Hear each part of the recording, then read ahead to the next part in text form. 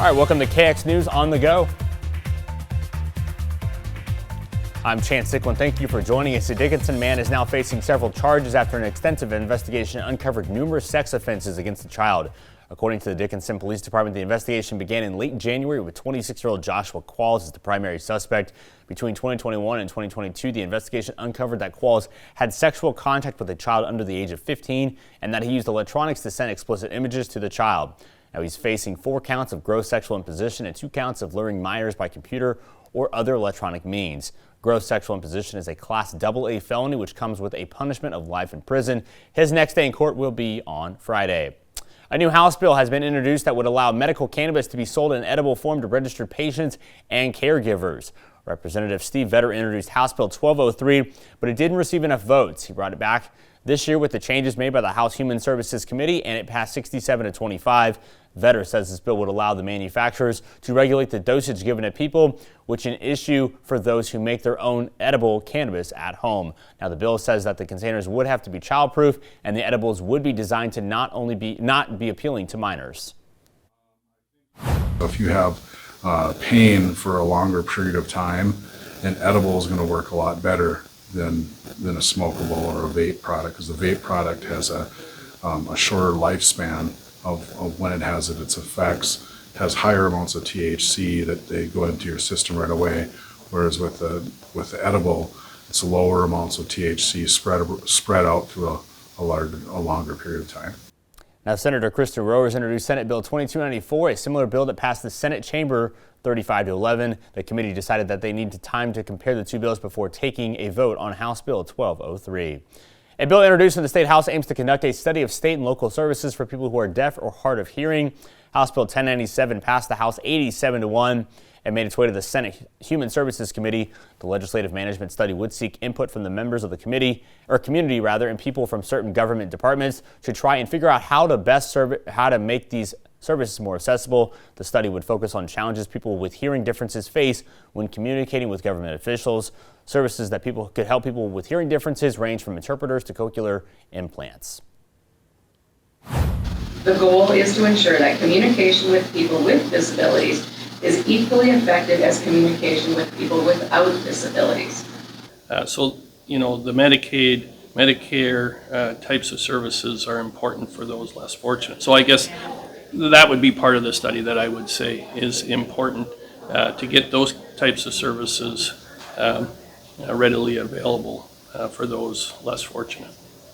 The bill passes. The study will be conducted throughout the legislative session, and findings will be reported to the 70th Assembly. The committee voted to pass on that bill unanimously. All right, do you think you have the best chili in town? If so, it's your time to shine. The 5th annual Rugrat Chili Cook-Off happening this Saturday at the Bismarck Eagles Club. There will be live music, a silent auction, cash prizes, and of course, the best chili in town. For more information about this event and how to submit your masterpiece, just head on over to KXNet.com. Let's check in with KX Storm meteorologist Andre Brooks for his forecast. Andre?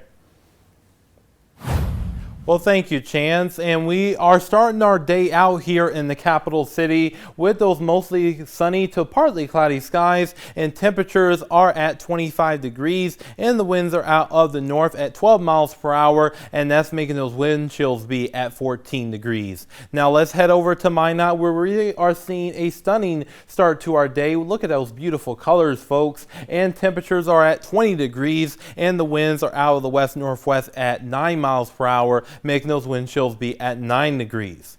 Now we're continuing to see those partly cloudy skies at this time here across our neck of the woods, but however, these clouds will start to decrease as we progress during the rest of the day today due to drier air moving into the viewing area due to a northwesterly flow. Now as we head over into our current temperatures, our temperatures right now are mainly in the teens and 20s, so it is a relatively cool start to our day. Now, as far as the winds, this is the reason why we are seeing those cooler temperatures, is because of this northerly flow with those winds coming out of the north about 5 to 15 miles per hour. And that leads us to our wind chill report brought to you by Absolute Comfort Plumbing and Heating, where we are seeing those values mainly in the single digits and the teens, so it is a rather chilly start to our Thursday.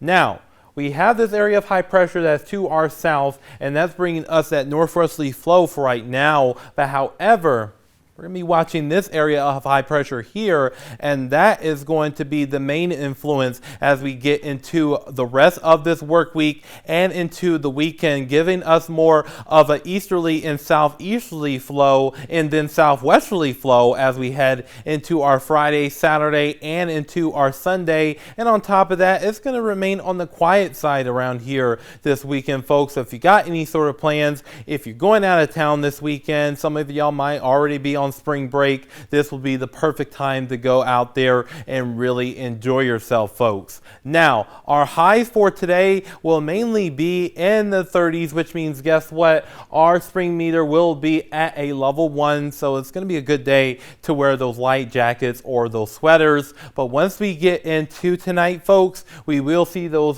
temperatures drop down into the teens, and even a few 20s are quite possible too with that northwesterly flow. But then that wind starts to shift directions as we head into our Friday, and that's going to help start increase those temperatures back up into the 40s, and we could even see some 50s in our southern area, so that's something to keep in mind.